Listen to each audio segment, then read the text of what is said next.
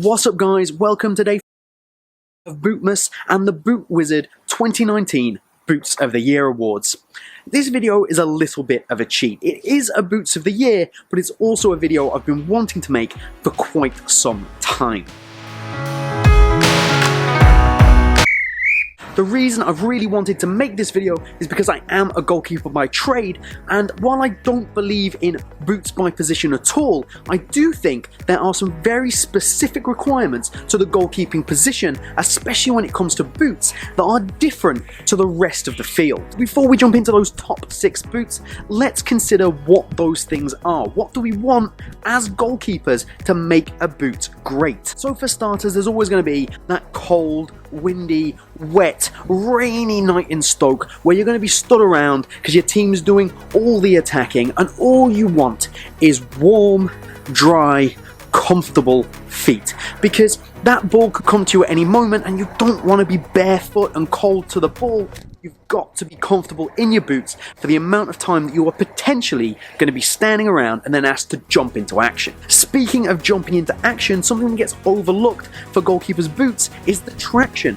All the time we see keepers in standard stud patterns, whereas realistically our stud patterns, our sole plates have to do a lot. They've got to be aggressive enough to get off the line to meet that oncoming striker and win that one-on-one. But they've also got to be versatile enough and agile enough to get across the goal, right to left, and to respond quickly. So that boot has also got to be responsive at the same time as being aggressive and agile because of all the multi-directional movements you're going to do, probably more so than any other player on the pitch. And something else we do probably more than any other player on the pitch, especially if your manager's Sam Allardyce and not Pep Guardiola, is we hit that long ball. We have to hit regular, consistent long balls. So you want a good striking surface, and you probably want a little bit of extra padding to hit that ball because you don't want to be getting that barefoot feel across your foot every time you hit a huge ball downfield.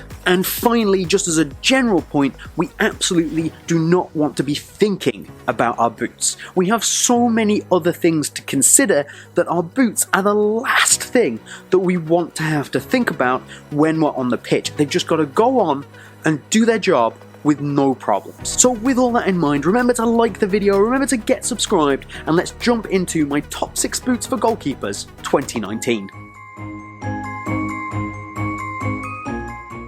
At number 6, I'm going for the Adidas Predator, and this is either the 19.1 or the 19 plus. Now, my personal pick would be the 19.1, purely because it's a more responsive boot, and as I said earlier, I want that responsiveness when I'm coming off the line.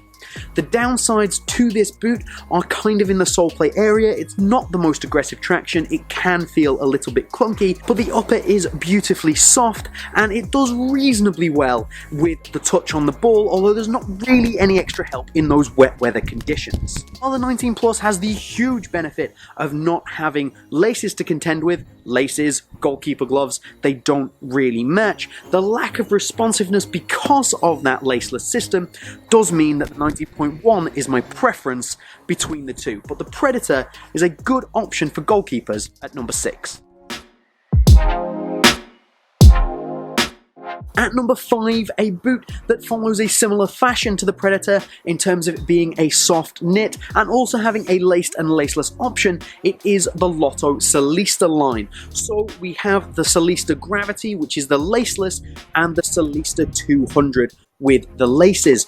Now again, the Solis Gravity suffers from that same problem. It is not as responsive as its laced counterpart and therefore is not my pick of the two, although between this and the Predator I would go for the Gravity because it is lighter and it is more responsive. The Solis 200 is one of the most comfortable boots I have worn this year without question, and something that I am happy to stand in for a very long period of time. The boot is incredibly lightweight and I do forget that I'm wearing it, which is fantastic.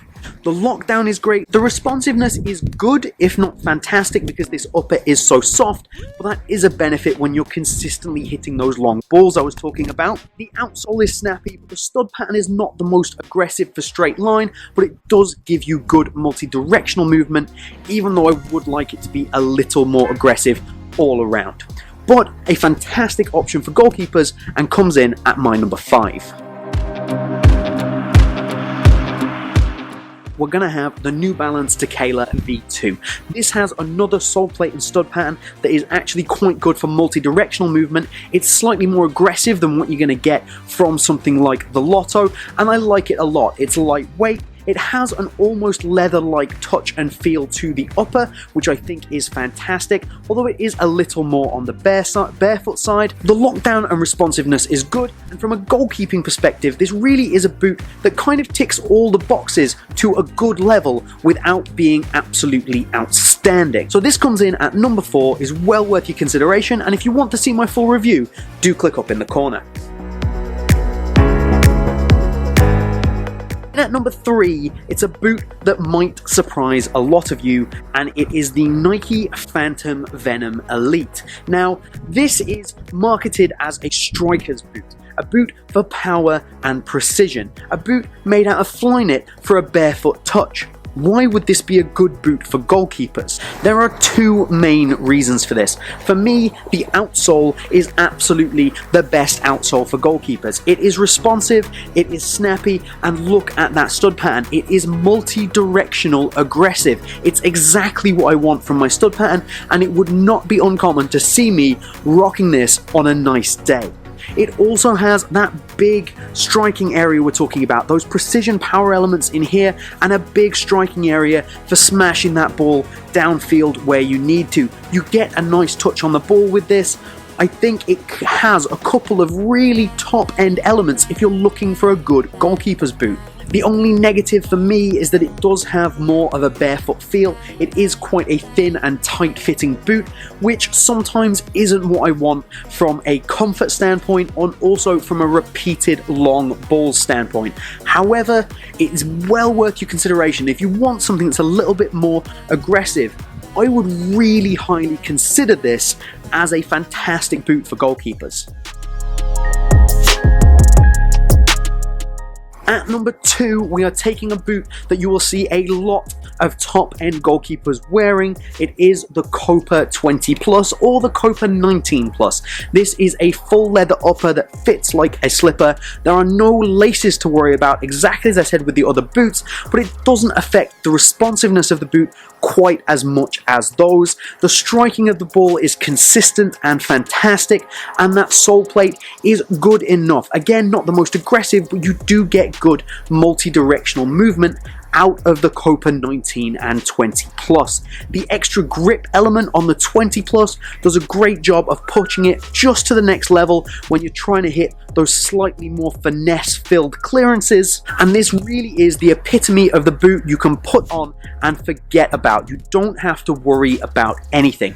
It's not perfect, it does have issues with lockdown, with responsiveness, but for your touch on the ball and for your ability to just not think about the football boot, it's really worth considering.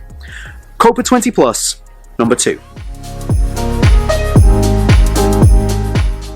And as the light very quickly fades behind me at 3 PM, it's so dark in Copenhagen these days, we're going to get to number 1. And my top pick for goalkeepers is the Puma Future 5.1, as worn by Jan Oblak himself, arguably the best goalkeeper in the world right now. That's not the reason that I've picked it. I have picked this boot because it quite simply covers all the bases of everything that I want it to do.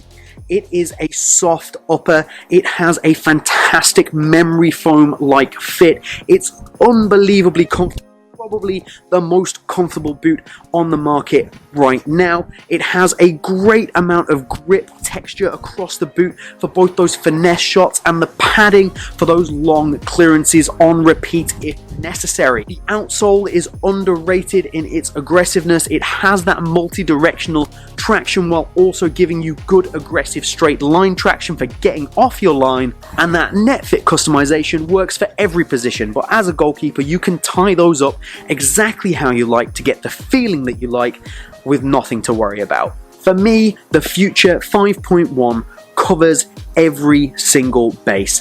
The only thing I would like it to do is hold up a bit better in adverse weather. While the Solista, for example, has a fantastic wet weather coating, and that's my go-to when it's raining, the Future doesn't really have that, and the wet weather does affect this knit upper a little bit more. The Evo knit absorbs the water more, which is a little bit of a problem. However, if it's not terrible weather, there is no real faulting of this boot and its fantastic touch, feel, and especially that comfort for a goalkeeper. So whether you're more of a Schmeichel or a Taibi, there is something there for every single one of you. And while I put those in an order from 1 to 6, I kind of feel like you could pick any one based on what your personal preference is and what your personal goalkeeping style is.